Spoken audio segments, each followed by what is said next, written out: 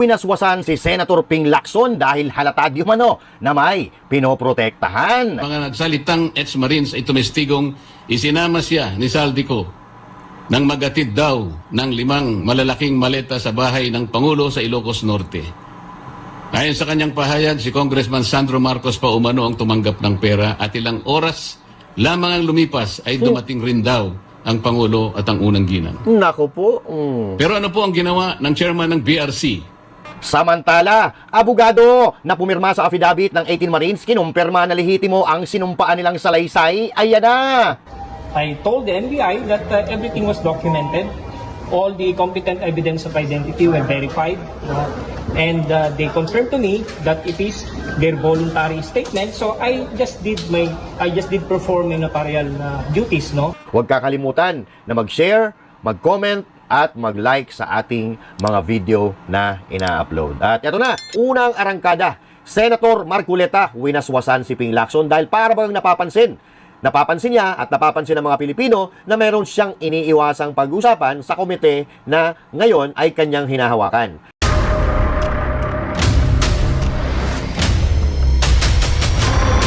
Bago tayo mag-umpisa, baka pwede nyong i-like ang video na to. Malaking bagay ang like sa aming mga content creators. Maraming salamat po.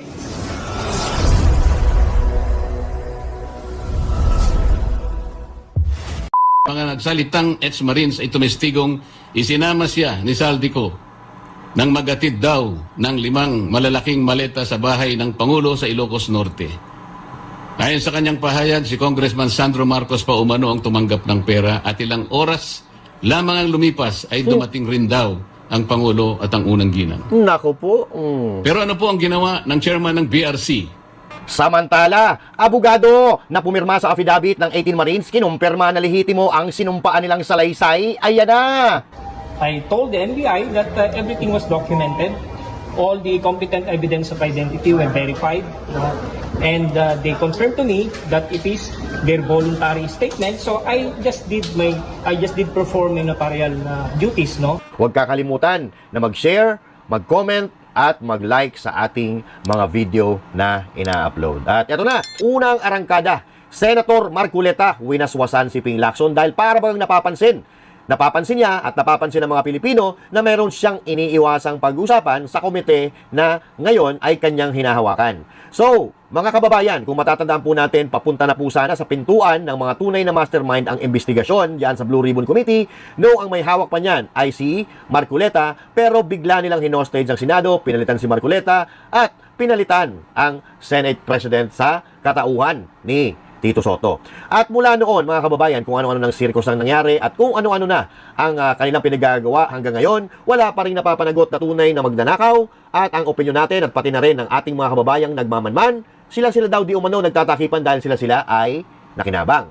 Kung ito ay totoo, hindi pa natin alam. Pero tila ba tumutugma ang mga bagay-bagay, lalo na nung lumabas itong 18 Marines na maya-maya lang ay ating pag-uusapan. Pero dito muna tayo kay Ping Lacson.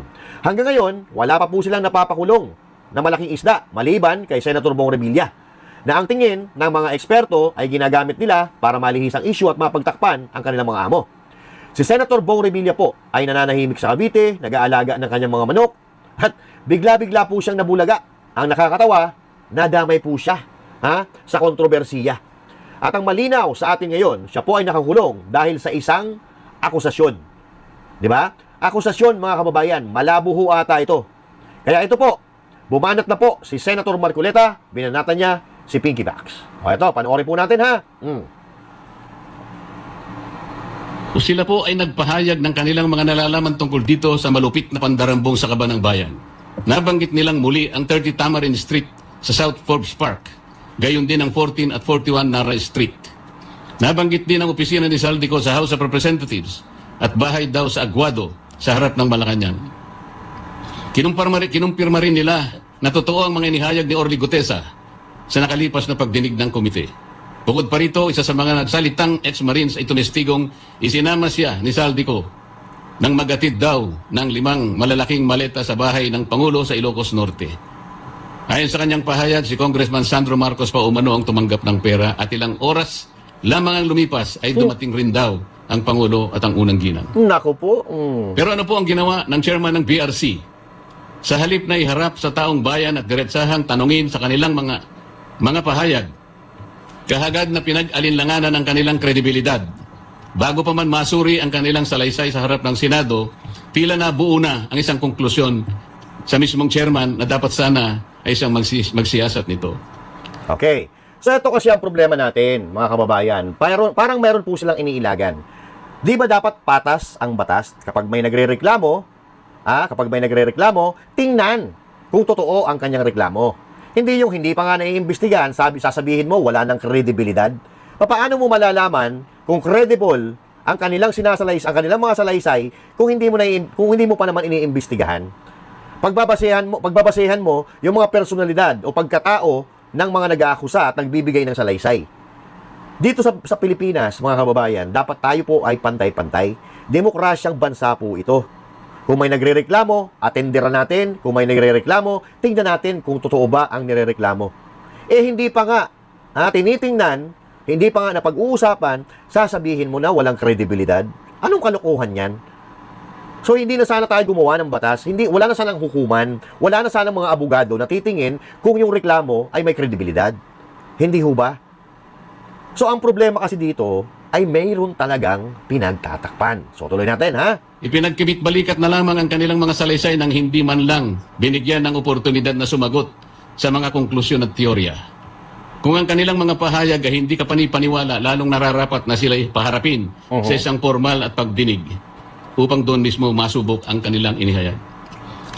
Ang chairman po ba ng BRC ang dapat magpasya kung sino ang dapat ipatawag sa pagdinig kung 20 ang bilang ng miyembro ng Blue Ribbon Committee? Nakonsulta po bang isa-isa ang mga miyembro ng BRC? Kinausap po ba, halimbawa, si Senador Bam, si Senador Kiko, si Senadora Risa, Senador Gatchalian? Nagkaroon po ba ng caucus? Nagkaroon po ba ng hearing man lang? Para pagpasyahan po ang napakalaking bagay nito, Mr. President. Mr. President, sila ay matapang na nagsalita at handang tumestigo ayon sa kanilang nakita. Saksi sila sa kung saan at kanino dinala ang limpak-limpak na perang nakapaloob sa mga maleta, mga kahon at iba pang mga sisidlan na kanilang ginamit. Ano bang patunay pa ang dapat nilang ilabas para lamang sila'y inyong umpisahang pakinggan? O baka gusto nilang ang maleta pa ang magsalita? Baka gusto nilang yung maleta pa ang magsalita. So tingnan mo, mga kababayan, ang lagi nating sinasabi, kung meron man ditong credible na magiging testigo, wala pong iba kundi si Saldico. Dahil galing po yan dyan sa loob nila at sila ay magkakasama ng mahabang panahon sa loob ng 3 taon. At ang sumunod na magiging credible, na magiging testigo dapat, ay itong mga inuutusan ni Saldico na mag-deliver ng pera kung saan-saan, sila po dapat ang pinakikinggan. Pero bakit ganun? Ang pinakikinggan nila, yung napatunayan na nagnakaw, dahil nagsoli nga ng pera, di ba? Si Bernardo, si Alcantara, nagsoli ng pera. So, ibig sabihin, that is pag-amin na meron silang nakuha. Di ba? Pero bakit si Bong Revilla ang inilagay nila sa selda? Ang sabi nga, akusasyon. Hindi umamin, walang inamin. At pinasinungalingan po ito ni Senator Bong Revilla. Ba't siya ang nakakulong ngayon?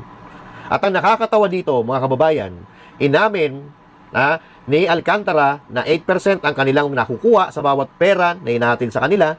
Ang sinoli nila ay kakapiranggot lang, nasa 180 million, kumpara sa bilyon na kanilang nakuha. At ang sistema pa nito, sila ngayon ay state witness, at pag natapos ang investigasyon, sila ay malaya at At ang sistema pa, nagsoli sila ng kakapiranggot na pera, pero yung natitira, sigurado ako, napakikinabangan po nila. 'Di ba? Pero bakit ganito? Ang tanong din ng ating mga kababayan, bakit si Bong Revilla? Itinanggi nga niya yung paratang na yan. Dahil sa papel, mga kababayan, proposal, that is a proposal na ganong budget ang dapat ibigay kay Revilla na hindi pa naman nakukuha ni Revilla. Hindi nga natin alam kung sino may gawa nun, di ba?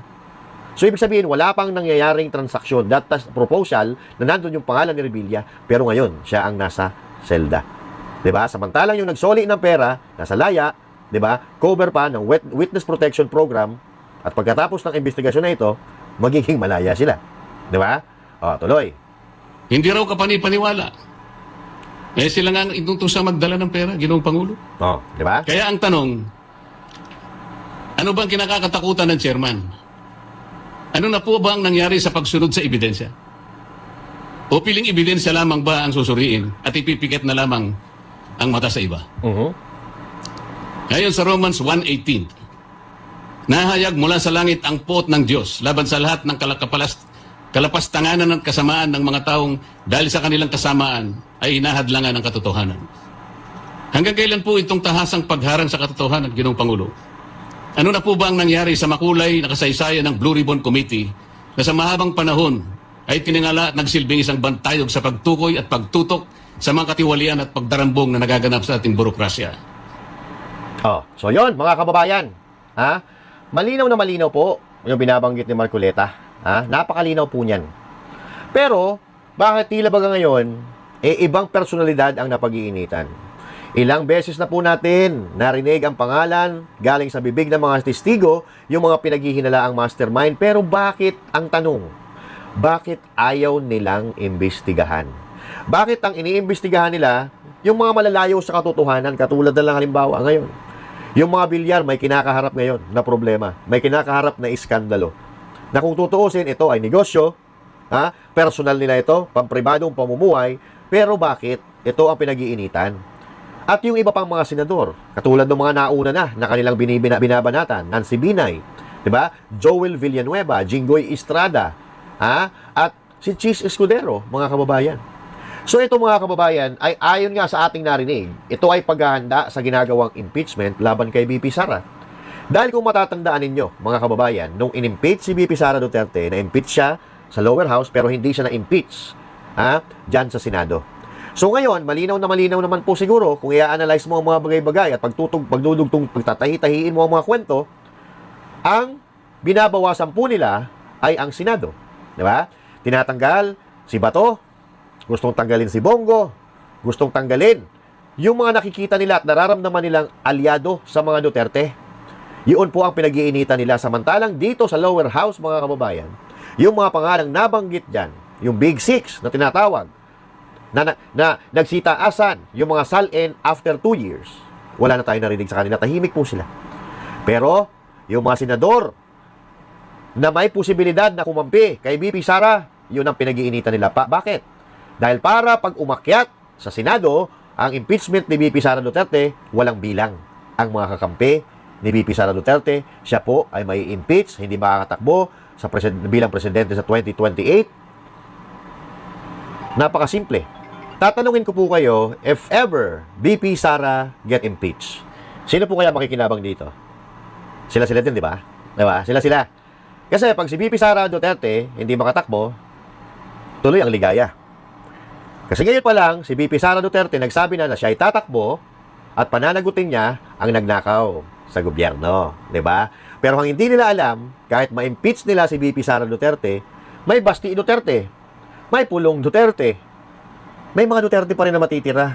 At yun pa rin ang iboboto ng taong bayan kung sakasakali na-impeach nila si BP Sara. Hindi ho ba? So now, mga kababayan, ang mangyayari na kung halimbawa man, let's say for example, they're trying to do it, they are trying their best to impeach BP Sara para baka inaakala nila pag na-impeach si BP Sara, wala nang tatakbo, hindi na maiimbestigahan ngayon yung mga kalukuhan at kalapastanganan na pinagagawa nila sa kaban ng ating bayan. No. Kahit i-impeach si BP Sara, the truth will come out. Okay? And the truth will set us free. Okay? As a country. Kasi, kung may tinatago tayo ng mga anomalya, may tinatago tayong baho, wala. Hindi tayo alagwa, hindi uusad ang ating bansa. At, ang baho na yan ay mananatiling baho at ang bansa natin ay mananatiling mabaho. Yan. Pero, mga kababayan, balikan po natin. Si Senator Lacson, mga kababayan, sabi niya, siya ay nag-aalinlangan sa kredibilidad nitong 18 na Marines at may iba pa. May iba pa po. Nasabi nga ng NBI, lalabas daw this week, pero hanggang ngayon wala pa namang lumalabas, di ba? Pero, sa ating pagkakaalam at sabi na rin mismo ni Atty. Baligod, that's more than hundreds. Okay? More than hundreds of Marines na magsasalita if ever na hindi kayanin nitong 18. May backup sila na magsasalita at sa tingin ko, parehas din ang sasabihin nila doon sa mga naunang 18 na Marines. Kung pagugurgurin man nila yung 18 na Marines, meron pang natitira na 80. Di ba? Ganyan kalupit. Di ba? May stock. May reserba, ika nga. Di ba? So, ito yung laban na mahihirapan silang ipanalo. Kasi napakarami niya na magsasalita mga kababayan. At ito pa isa. Yung abogado na pumirma, di ba, ay kinatigan itong 18 Marines. At kanina, sinabi ko sa inyo, malinaw po ang pagkakalatag ni Senator Marcoleta. So, bakit nga naman takot ka, Senator Lacson? Ano bang kinatatakutan mo kung pag-uusapan at iimbestigahan ang 18 Marines sa Blue Ribbon Committee? Mga kababayan, nakita naman natin kung ano ginagawa ni Lacson sa Blue Ribbon Committee. Minsan nga, siya pa yung nagsasalita para sa mga testigo, hindi ba? Yung dalawang babae na naka-face mask. Siya ang nagsasalita para doon sa dalawang babae. Kasi, kapag yung mga babae ang nagsalita, magtatanong, i-interpellate yan. Tatanungin yan ni Marcoleta. At alam ni Lacson na hindi nila kakayanin si Marcoleta sa tanungan. Kaya, kinokontrol niya ang mga ganap sa Blue Ribbon Committee. Pinaninindigan ni Lacson na walang credibility itong 18 Marines. Paano niya nasabi na walang credibility? Hindi pa naman niya kilala eh. Hindi niya kilala itong 18 Marines. Baliktad niya eh. Kasi si Madriaga na nakakulong, may credibility para sa kanila. Pero itong 18 Marines na nasa laya, hindi sila naniniwala. Pero wala na po sila magagawa dahil tumalbog na po ang bola. Konting dribble na lang, isushoot na at malalagot na kung sino ang tunay na may sala. Palapit na ng palapit po sa kanila ang ebidensya. At ito nga, yung abogado po ng 18 Marines na pumirma doon sa kanilang affidavit, sa kanilang salaysay, ay kinumpirma na lehitimo ang salaysay nila na pinirmahan mismo ng abogado na ito. Siya ang susunod na magsalita, pakinggan po natin. No, I just came here to clarify some matters that they want me to clarify. And just to set the record straight, I am a duly commissioned notary public for the city of Las Piñas over a decade, no? And as I've said, as I've explained, the pinagsamang sinumpang salaysay is no ordinary affidavit, ano? Okay? Actually, marami kasi siyang mga affiance, no? So I had to perform my notarial duties in accordance with the rules on notarial practice, and I told the NBI that everything was documented. All the competent evidence of identity were verified, and they confirmed to me that it is their voluntary statement. So I just did perform my notarial duties, no? And we should not shirk on our duties to explain or to authenticate our act whenever we are asked by public authorities. That's what I did today, and thank you. Sir, humarap ba yung 18 ex-Marines nung nag-notarize tayo ng affidavit nila? Yes po, they subscribed the pinagsamang sinumpang salaysay on my front, no? And I verified all their identities and I administered the oath as expected of me as a notary public. Sir, the director said it's very unusual to have one affidavit for all 18 affiants. Sir, kayo po ba na As I've said, downstairs? it is not different from all the affidavits that we do notarial acts for, no? It is a mere affidavit. Only that there are so many affiants. The only problem with us is to how to squeeze it in the notarial register because there are 18 of them. Plus one, the witness, si Bishop. So yun lang naman ang kaibahan doon. Our duty is just ordinary, administer the oath. They affirm it, and we are bound to administer the oath because they confirm that it is their voluntary statement and allegations contained in the affidavit. So ganun lang, hindi po unusual yun. Meron namang mga affidavit na joint eh. Marami, ito lang kasi 18, no? Nasabi nga rin po ni Ombudsman Remulla na magpunta kasama sila palagi, alam nila lahat ng nangyayari. Ganito po yan. Ang notary public po, wala pong alam yan kung ano po yung nilalaman ng statement na yan o yung salaysay na yan. Ang trabaho po namin, alamin namin kung yun ay pinirmahan ng kusa, walang pangako, walang gantimpala, walang pera, hindi sila pinwersa. At kapag yan ay pinumpirma nila sa amin, i-administer namin yung oath nila. Yun po ang trabaho namin. Pero hindi nyo po nakasasay yung affidavit prior. We browse over it. Yeah, I browse over it. But I had nothing to do with the contents of the sinumpang salaysay. Hindi. Okay. Alright. Mga kababayan, etong sinasabi po ng abogado na ito, may patama po ito sa mga tao, personalidad na katulad ni Lacson. kailangan i-execute mo or gawin mo yung sinumpaan mong trabaho. Di ba? Kung ano yung trabaho mo, dapat yun ang ginagawa mo. Kung ano ang dapat mong gawin bilang isang abogado, gawin mo. Kung ano ang dapat mong gawin bilang isang senador, gawin mo. Di ba? Pero para bagang iba po kasi ang ginagawa nila. Ang ginagawa nila ay parang nililito nila ang tao at ibinabaling nila sa iba ang atensyon ng tao sa pamamagitan ng paggawa-gawa ng mga iba't ibang kwento, iba-ibang istorya. Tulad na lang halimbawa, yung sa ICC, kay PRRD. Oo. Pag mabubuking na sila, maglalabas sila ng mga istorya na patungkol kay PRRD. At kung hindi man si PRRD, kay Pastor Apollo C. Kibuloy na kaibigan ni PRRD. Ito po, na nangyayari ngayon, panlilin lang. At ang kanila pinag-iinitan, yung wala namang kasalanan sa bayan. At ang ginagawa pa nila ngayon, mga kababayan, pinapaputok na naman nila yung idea o yung balita na yung mga ari-arian ni Pastor Apollo C. Kibuloy at ng KOJC ay naka-freeze na. Matagal na po naka-freeze yan. Noong panahon pa po ng siege, naka-freeze na po. Naka-freeze na po ang asset po nila. Pero ngayon, bakit nila nilalabas? Pinapuputok nila. Bakit? May pagnanasa po sila sa mga ari-arian ng Kingdom of Jesus Christ. Na yan po, na mga ari-arian na yan, na kahit 5 duling, wala pong nanggaling sa kaban ng bayan. Yan po ay dugo, yan po ay pawis, at yan po ay luha ng bawat miyembro ng Kingdom of Jesus Christ. Nakita po natin, noong siege, kalmado silang lahat, kahit sila ay binabalasubas, maganda pa rin ang kanilang pakikitungo dahil yung unang turo ng kanilang pastor, na si Pastor Apollo C. Kibuloy.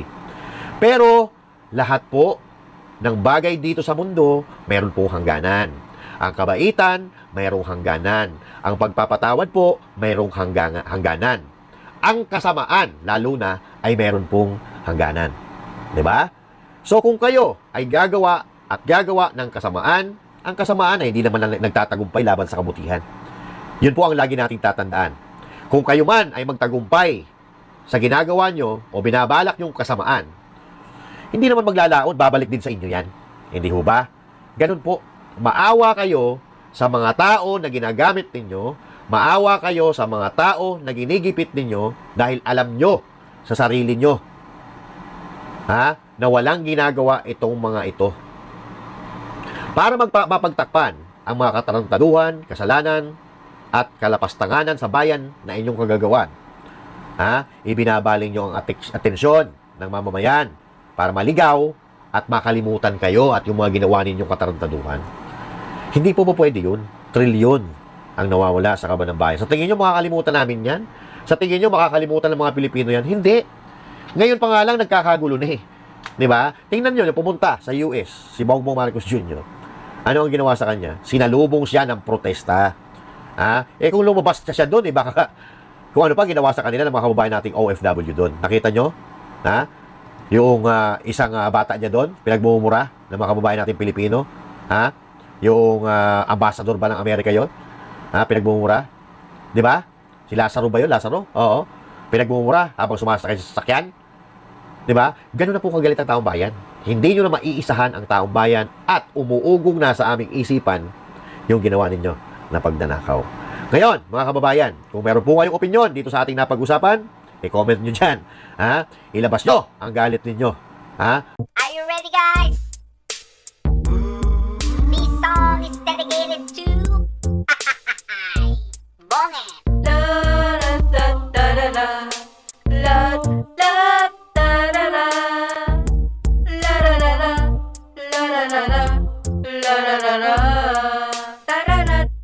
Di matino ang isip niya kasi siya'y sabog na. Putragis na yan. Di alam ang tama't mali kasi siya'y sabog na. Yuhuu! Tuliro ang utak niya, hoy, alam niyo ba? Hindi pa, bakit? Kasi sabog nga, kasi sabog na, kasi sabog nga. Tararatatat. Pinangga ang flood control ng barko kasi siya'y sabog na. Ba't pinangga? Binenta pa ang gold kasi siya'y sabog na. My goodness! Kinuha ang pera sa PhilHealth, alam nyo ba? Ano yun? Kasi sabog nga, kasi sabog na, kasi sabog nga. Tararatatat. Lalabas sana siya ng bansa, kaso siya'y sabog na. Wow!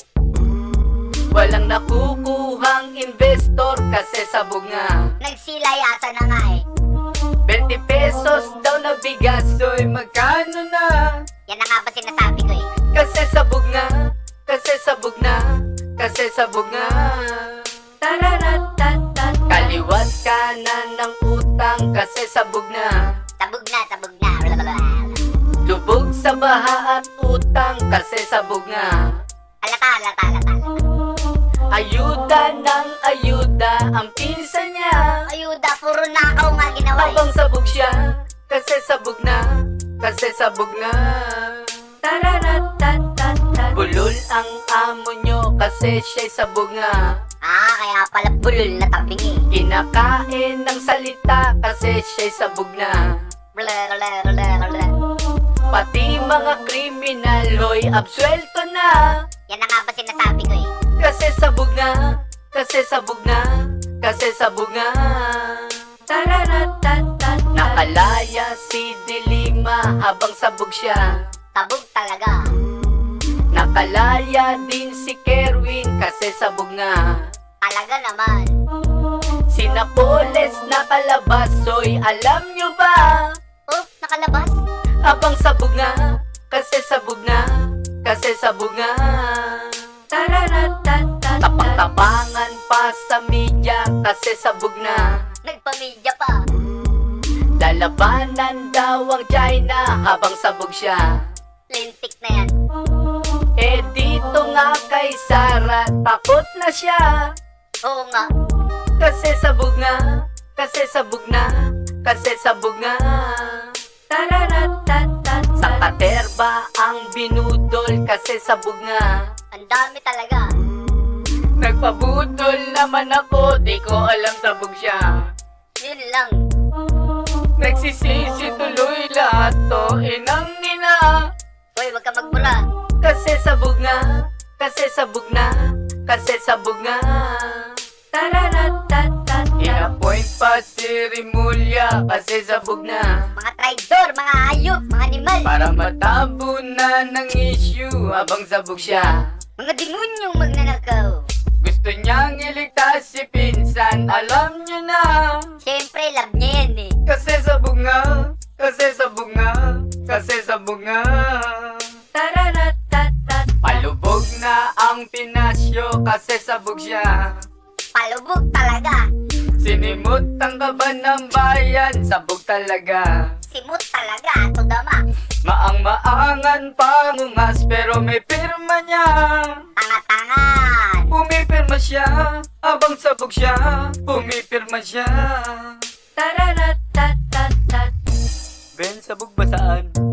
Sabog sa party, sabog sa utang, saan sabog sa travel.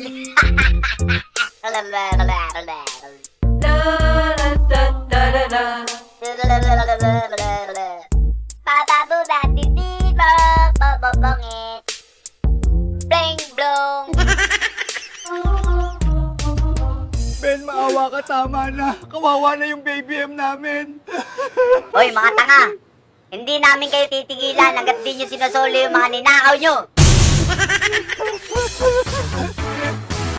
Ama naming Diyos na makapangyarihan sa lahat, salamat po sa iyong pagmamahal na hindi nagmamaliw. Sa gitna ng kaguluhan sa aming bansa, turuan niyo po kaming magtiwala sa iyong hustisya at hindi sa hustisya ng tao. Linisin niyo po ang aming mga puso at ituro niyo po ang tamang daan ng katotohanan at pag-ibig. Tulungan niyo po kaming maging ilaw sa gitna ng dilim at ipakita sa mundo na may pag-asa pa sa pangalan ng aming Panginoon Hesus. Salamat po sa pag-ibig po ninyo at salamat sa pagdinig ng aming mga panalangin at iligtas niyo po kami. Sa pangalawa po niyong pagparito at patawarin po kami sa lahat ng aming mga pagkukulang at pagkakasala sapagkat ito po ang aming samutiling sa matamis na pangalan ng aming Panginoon Hesus. Amen. Sa lumang silid, mag-isa kang tahimik. Walang kamera, palakpak ay wala na. Ngunit sa bawat pader ng bayang iniwan mo, may pangalan mong di na mabubura.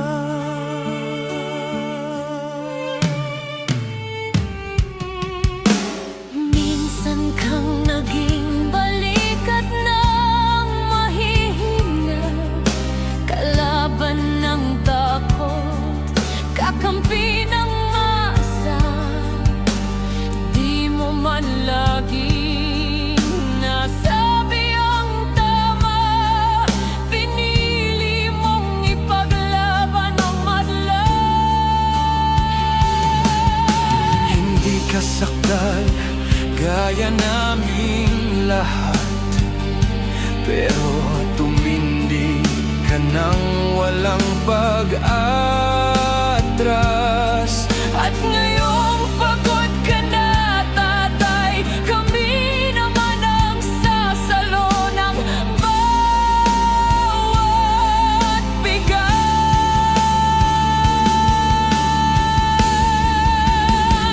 Hanggang sa dulo, ikaw ay mahal. Kahit papagod na ang iyong katawan. Tatay, salamat sa iyong paglaban. Ngayon, kami naman Hanggang sa dulo,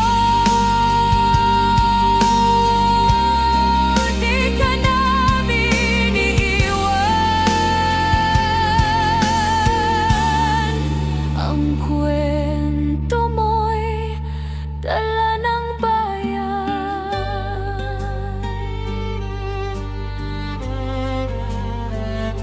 tahimik ka na sa mga batikos. Wala nang tugon, wala nang galit, pero sa mata ng mga maralita, naroon pa rin ang tapat mong alaala. Marami mang di nakaintindi, marami pa rin ang di nakakalimot. At ngayong wala ka ng kapangyarihan, tatay, Ang magtatanggol sa'yo ay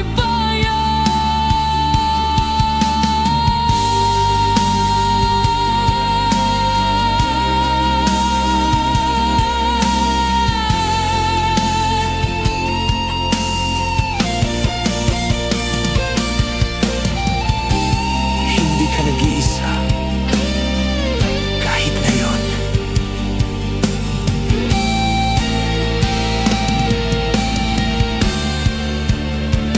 hanggang sa dulo, tangan ka pa rin. sa puso ng batang minsan mong pinakain.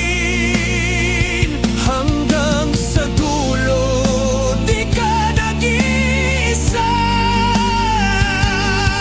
Ang dasal ng bayan ay sa'yo pa rin. Tatay, kami naman ang lalaban sa ngalan mo, sa alaala mo. Hanggang sa dulo,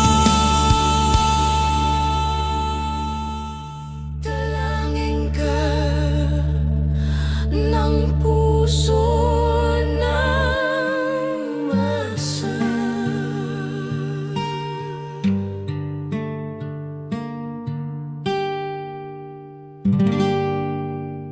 At yun na nga mga kababayan, ano na ang masasabi mo?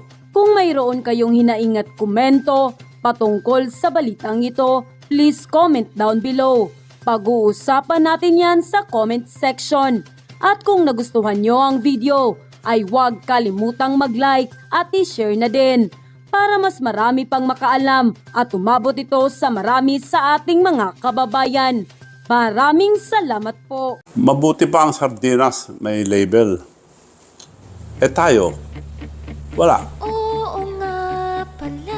Nay, ito na yung bayad ko sa isa, O, kunin mo yung isa. Isa muna, iyan, Tapos, isa pa, di ba? 4 dapat na sardinas, yan. 3 na. Pang-4 na sardinas. Okay na.